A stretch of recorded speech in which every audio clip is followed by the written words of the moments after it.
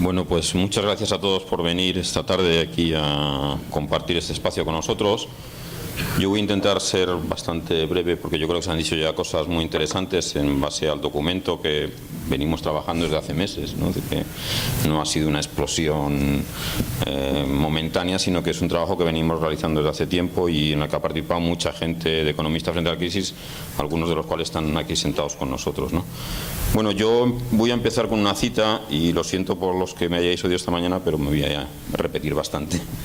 La austeridad nos lleva a la conclusión de que el trabajo es un lujo, de que el trabajo para todos los ciudadanos es algo que uno puede permitirse en sociedades ricas, pero que supera con mucho las fuerzas de un país pobre. Estas palabras podían ponerse en boca de cualquier economista progresista, de economistas frente a la crisis, pero estas palabras, este texto fue escrito por Ernest Wigforss, que fue uno de los principales ideólogos económicos del socialismo democrático de Suecia en el año 32, ¿no? El país pobre al que se refiere esta cita es Suecia del año 32, ¿no? Wigforss fue ministro de Economía del año 32 al año 49 y fue el iniciador de todas las políticas de pleno empleo, de construcción del estado del bienestar y una decidida apuesta por la estabilidad macroeconómica. Estabilidad macroeconómica, no estabilidad presupuestaria, ¿no? Y han permitido que este país, Suecia, que era un país pobre en el año 32, hoy sea, en la actualidad, uno de los países más ricos, más igualitarios y más democráticos del mundo, recogiendo el guante que nos echaba Joaquín Estefanía, porque igualdad y democracia tienen mucho que ver en los procesos de construcción económica y social de los países, ¿no? Por cierto, pequeña cota para los economistas, Wigforss inició estas políticas 4 años antes de que Keynes publicara su teoría general, es decir, que había mucha gente pensando a la vez en aspectos progresistas de la economía, cuestión que no ocurre, yo creo, con la necesidad y con la premura que querríamos ahora, ¿no? Esta cita de Wigforss es algo similar a la que nosotros, economistas frente a la crisis, hemos querido plantear en este documento, ¿no? Y la conclusión más tajante, yo creo que también lo ha dicho Antonio, es que las políticas de austeridad y de devaluación salarial han sido un fracaso.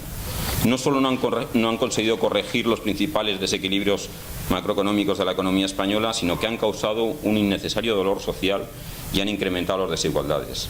Las políticas de austeridad fiscal y de devaluación salarial han extendido los efectos de la crisis hasta 2014. Si tenemos en cuenta lo que hizo Estados Unidos después de la crisis financiera del año 2007, fue iniciar políticas fiscales y monetarias expansivas desde el año siguiente, y eso permitió que en finales de 2009 Estados Unidos iniciara una recuperación económica muy importante. Actualmente las cifras de desempleo de Estados Unidos están en el 5,5%, ¿no? Por tanto, el nuevo modelo productivo que planteamos desde economistas frente a la crisis va bastante más allá de una reasignación de actividades productivas sectoriales. Creemos que va mucho más allá de eso. Significa dejar de apostar porque los principales factores de competitividad sean la precariedad laboral y los bajos impuestos, sobre todo debido al alto nivel de fraude fiscal y de elusión fiscal que permitimos en nuestro país. La Asociación de Técnicos Fiscales de Hacienda, que bueno, yo creo que es una buena fuente, habla de 70.000 millones al año, 70.000 millones de euros al año de defraudación fiscal en nuestro país, ¿no? El modelo productivo por el que abogamos es el que menciona en esta cita inicial de Wigforss, es el que reduce las desigualdades sociales, el que crea riqueza y permite que haya instrumentos de negociación equilibrados entre empresarios y sindicatos para repartir esa riqueza. Es el modelo que desarrolla un estado del bienestar teniendo en cuenta las cambiantes necesidades de una sociedad que evoluciona y que evoluciona demográficamente también. Un modelo productivo que debe tener como objetivos prioritarios el pleno empleo y la reducción de las desigualdades sociales, así como afrontar las reformas estructurales que permitan avanzar en la descarbonización de la economía. El cambio climático está ahí fuera, ¿no? Estamos en febrero y sabemos las temperaturas que hacen ahí, ¿no? Para corregir a medio y largo plazo los desequilibrios de nuestras cuentas públicas, lo que realmente necesita la economía española, en primer lugar, es una reforma tributaria y una reforma fiscal que fortalezca la suficiencia fiscal de las administraciones públicas. Asimismo, la derogación de las 2 últimas reformas laborales permitirá reequilibrar la negociación colectiva y con ello elevar los salarios y dinamizar el consumo, lo que también tiene efectos positivos en términos fiscales. Pero mientras estas 2 vías de corrección del déficit se ponen en marcha, necesitamos que en España llegue un nuevo acuerdo con la Comisión Europea sobre los plazos y objetivos de reducción del déficit público.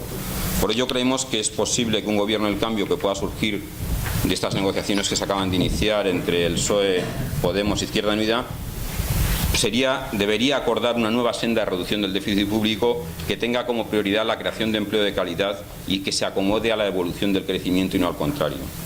En marzo del 2012, Mariano Rajoy anunció que el déficit público de ese año sería el 5,8% en vez del 4,4% que había comprometido, y no pasó nada.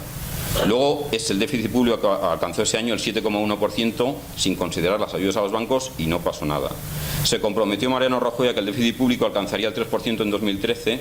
En mayo de ese mismo año la Comisión Europea permitió que nuestro déficit público alcanzara el 6,5% del PIB español, y no pasó nada.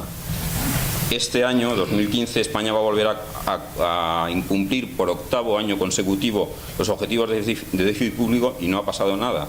Renzi, en Italia, ha planteado que debe respetarse la soberanía nacional en la elaboración del presupuesto público, y no ha pasado nada. Francia no va a cumplir con el objetivo de déficit, dado el incremento de gasto de seguridad después de los atentados de París, y no va a pasar nada. ¿Acaso, y esto es una pregunta bastante retórica, pero yo creo que es importante hacerse a veces preguntas retóricas, ¿acaso un desempleo superior al 20% durante 6 años no es una emergencia nacional, como se puede considerar en otros países? ¿Acaso un 22% de la población en riesgo de pobreza o de exclusión social, como dice el último informe de Cáritas, no es un problema económico de primera magnitud? Nosotros creemos que sí. Economistas frente a la crisis somos conscientes de que esos sí son problemas macroeconómicos fundamentales.